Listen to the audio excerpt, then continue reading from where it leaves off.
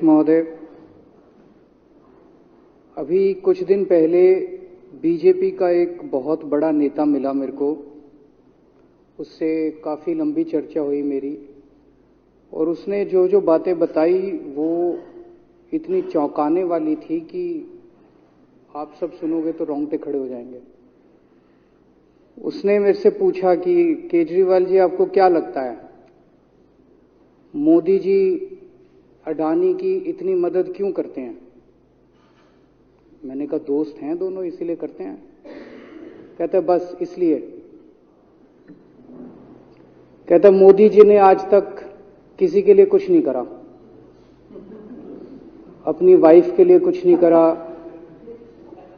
अपनी मां के लिए कुछ नहीं करा, उनके भाई गुजरात में रहते हैं उनके लिए, किसी रिश्तेदार के लिए कुछ नहीं करा, राजनीतिक गुरु के लिए कुछ नहीं किया। वो अपने दोस्त के लिए इतना कुछ करेंगे, ऐसा कैसे हो सकता है?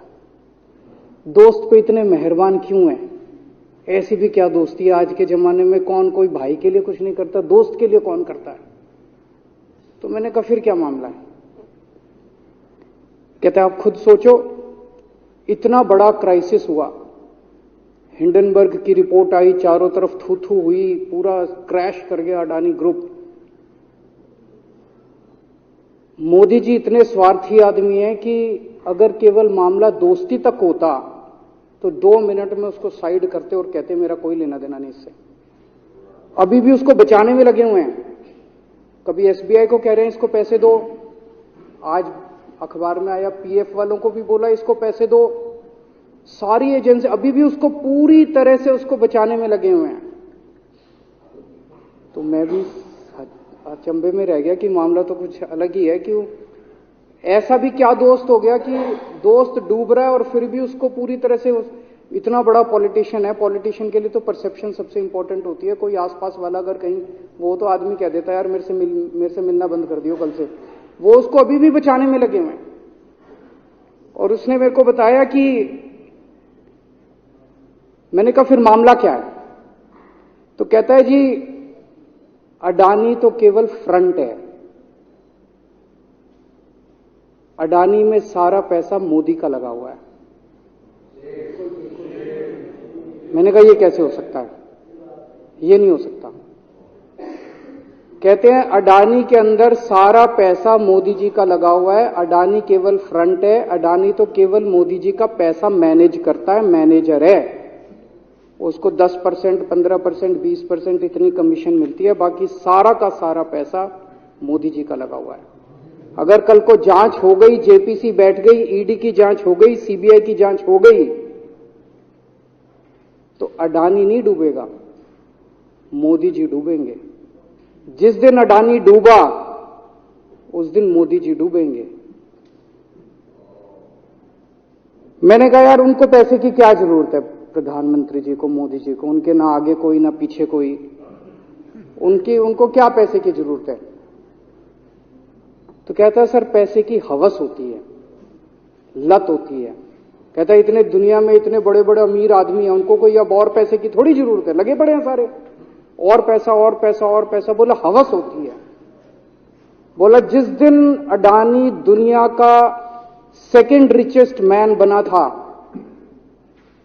अडानी दुनिया का सेकंड रिचेस्ट मैन नहीं बना था, मोदी जी दुनिया के सेकंड रिचेस्ट मैन बने थे। और अब मोदी जी का ख्वाब है, उनका सपना है कि वो दुनिया के रिचेस्ट मैन बनना चाहते हैं। प्रधानमंत्री तो बन गए, वो दुनिया के रिचेस्ट मैन बनना चाहते हैं। फिर उसने मेरे को एक एक करके, मैं बड़ा धीरे धीरे उसकी बातों पे, पहले तो मैं एकदम शॉक हो गया ये कह क्या रहा है कि अडानी के अंदर सारा पैसा मोदी जी का लगा है। फिर वे धीरे धीरे उसने एक एक करके बातें खोल के समझानी चालू की। कहता है मोदी जी श्रीलंका गए, श्रीलंका के राष्ट्रपति राजापाक्सा हैं।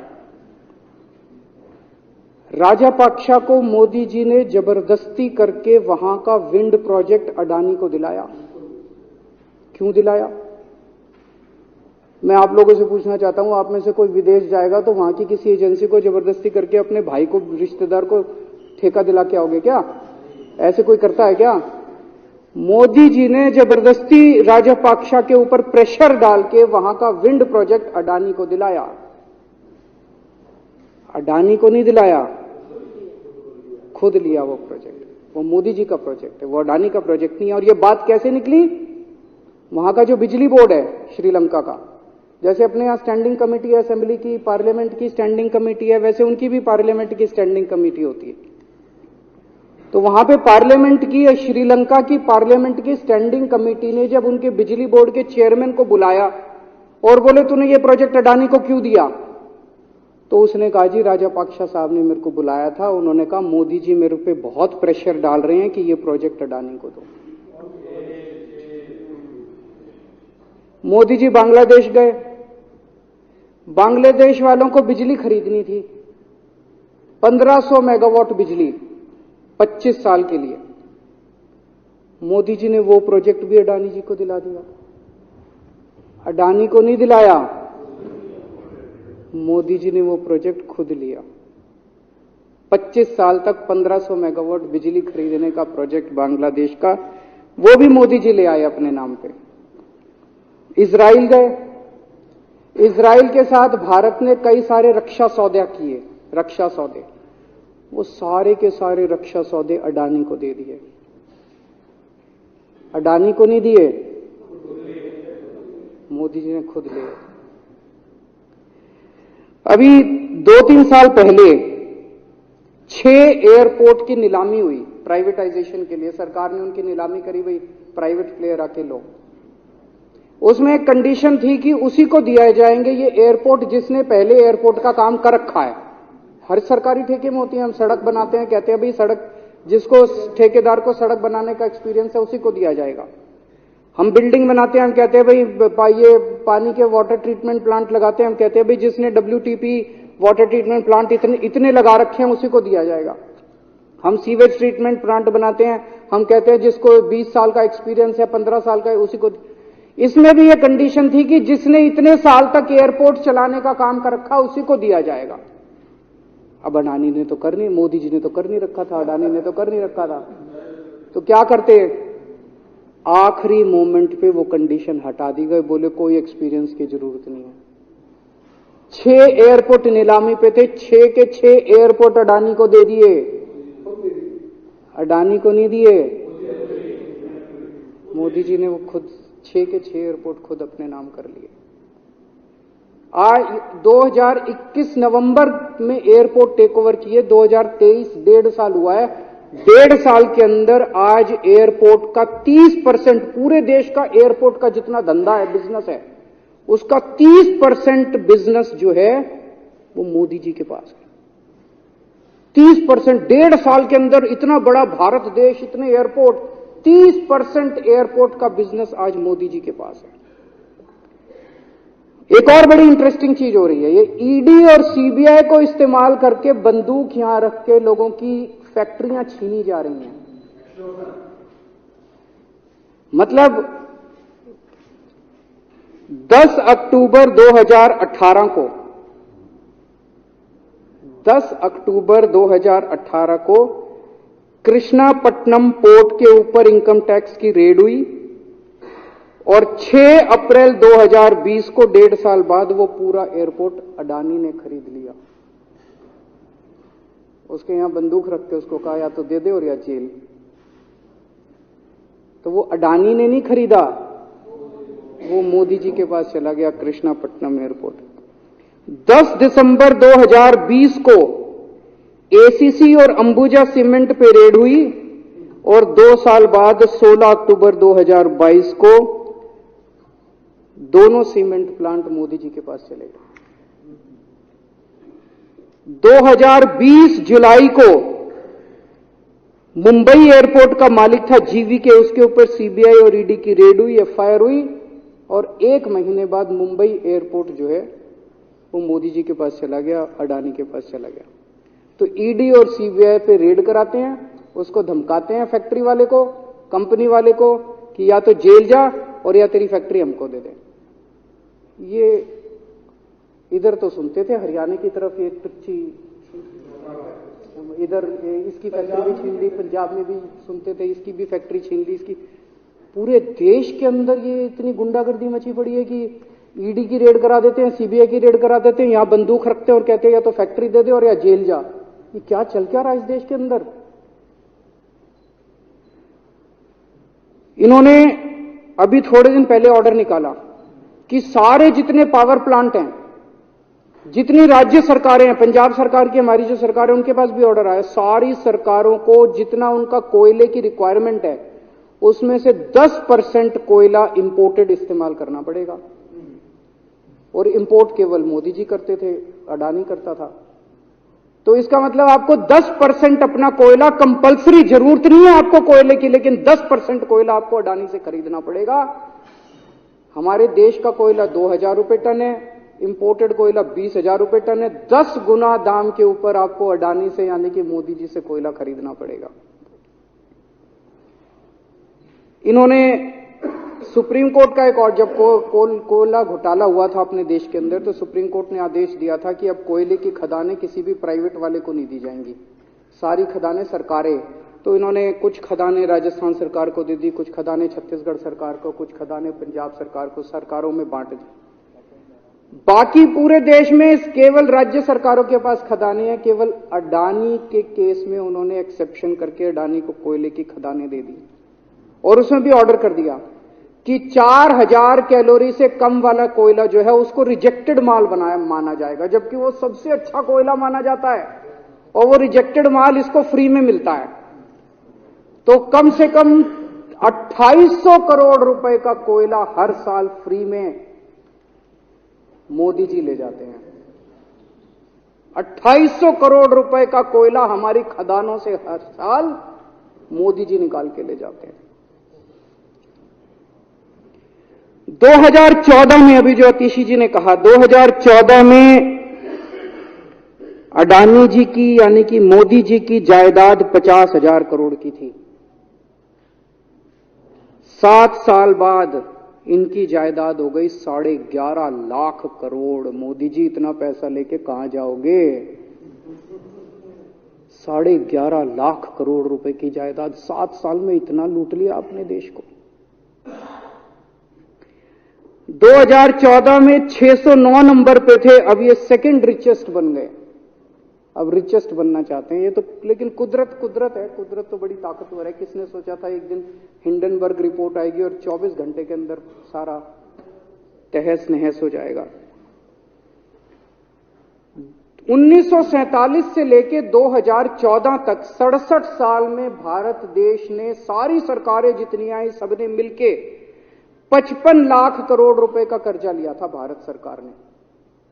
2014 से 2022 7 साल के अंदर 85 लाख करोड़ रुपए का कर्जा ले लिया, दुगने से भी ज्यादा। जितना 67 साल में लिया था उतना 7 साल में ले लिया। ये पैसा गया कहां? ये पैसा गया कहां? ये सारा इनकी जेब में गया। तो मैं जनता को कहना चाहता हूं, आप तो जीएसटी देते हो, अपने बच्चों का पेट काट के टैक्स देते हो, दूध पे, दही पे, हर चीज पे जीएसटी। देखो वो जीएसटी का पैसा जाता है जनता की उसमें खजाने में, वहां से वो जाता है अडानी के खजाने में और वहां से वो जाता है मोदी जी के खजाने में। दोनों हाथों से लूट मची हुई है, पूरे देश को लूट रहे हैं प्रधानमंत्री जी, मोदी जी पूरे दोनों हाथों से लूट रहे हैं। कोयला लूट रहे हैं, एयरपोर्ट लूट रहे हैं, सड़कें लूट रहे हैं, बिजली लूट रहे हैं, पानी लूट रहे हैं, कुछ नहीं छोड़ा, सब कुछ लूट रहे हैं। जितना कांग्रेस ने 75 साल में नहीं लूटा, उससे 10 गुना इन्होंने 7 साल के अंदर, 8 साल के अंदर लूट लिया देश को। अडानी का क्या रोल है इसमें? मोदी जी कम पढ़े लिखे हैं, उनको समझ नहीं है कि करना क्या। अडानी आके बताता है पैसा यहां लगा लो, इस देश में चलते हैं, वहां की ये कंपनी खरीद लेते हैं, ईडी को और सीबीआई को इसके पीछे लगा दो। वो सारा मैनेजमेंट करता है, दिमाग उसका, पैसा मोदी जी का। उसके बदले में उसको पता नहीं 10%, 15%, 20% कितनी कमीशन मिलती है, लेकिन दिमाग सारा अडानी का है। और मेरे को ज्यादा चिंता इस बात की है अध्यक्ष महोदय प्रधानमंत्री जी कम पढ़े लिखे हैं, उनको कम समझ में आता है। लोग आके उनको कुछ ना कुछ कहीं भी जाते हैं या कोई विदेश से आता है, उसके जो भी विदेश से नेता आता है या कहीं जाते हैं तो दो ही कंडीशन होती है। एक तो उसको कहते हैं भाई गले मिल ले, तो फोटो खिंचा ले, गले मिल ले, फोटो खिंचा ले, पार्क में घूम ले, तो वो फोटो खिंचाने के लिए उसको कहा जाता है भाई फोटो खिंचा ले, फोटो खिंचाने के। और दूसरा उसको कहा जाता है भाई अडानी को ये ठेका दे दे, अडानी को ये ठेका दे दे। और कोई किसी कईयों को कहते हैं तारीफ कर दे, कोई आके कुछ नेता आके कहते हैं ना मोदी जी तो दुनिया के सबसे लोकप्रिय नेता है। उसने क्या लेना देना मोदी जी दुनिया के सबसे लोकप्रिय, वो आके क्यों कह रहा है? बदले में वो देश, ये जो गोरे हैं ना, बहुत चतुर हैं, बहुत चालाक हैं। ये ऐसे इतने भोले वाले नहीं है कि यहां पे आए और कह गए मोदी जी दुनिया के, वो पता नहीं किस किस चीज पे साइन करा के ले जाते हैं, पता ही नहीं चलता बदले में क्या साइन करा के ले जाते हैं। यही हुआ था 17वीं 18वीं सदी के अंदर हमारे देश में। वो ईस्ट इंडिया कंपनी वाले आते थे, उस टाइम के हमारे राजे महाराजे भी ऐसे ही अनपढ़ होते थे, उनको कुछ अकल होती नहीं थी। उनके राज्य, उनके दरबार में आते थे, उनकी तारीफ करते थे, खूब तारीफ करते थे, और पता नहीं किस किस चीज पे साइन करा के ले गए। 100 साल के अंदर पूरा देश अंग्रेजों ने कब्जा कर लिया। वही हाल अब हो रहा अपने देश का कि हमारे कम पढ़े लिखे प्रधानमंत्री हैं, पैसे की हवस है, और मतलब जो भी आता है 2 लाइन उनके उसमें बोल दे, गले मिल ले, पार्क में घूम ले, अडानी को 2 कंपनियों का ठेका दे दे, बदले में पता नहीं देश का क्या क्या बेच दिया इन लोगों ने। बहुत चिंता है हम लोगों को देश की इस वक्त, जिस दौर से देश गुजर रहा है। मुझे लगता है कि आजादी के बाद से सबसे भ्रष्ट प्रधानमंत्री अगर कोई हुए हैं जिन्होंने देश को इतना लूटा है, तो वो आज मौजूदा प्रधानमंत्री हैं। और उसके ऊपर कम पढ़े लिखे हैं, उनको कुछ पता नहीं, कोई कुछ भी उनसे साइन करा के ले जाता है, किसी को कुछ पता नहीं चलता। मैं संजीव झा के प्रस्ताव का समर्थन करता हूं।